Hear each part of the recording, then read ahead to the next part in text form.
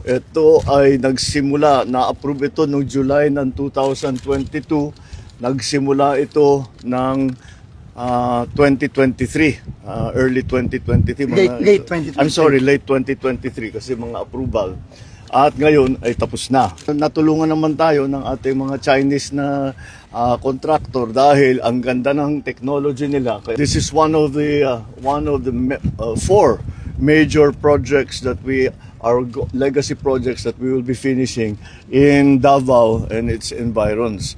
So nakatapos na tayo, marami na tayong nabuksan na section dito, and this will be now another major part of this bypass road. So I'm congratulating the DPWH for their good attention to this matter, and lahat ng nagtrabaho rito, congratulations.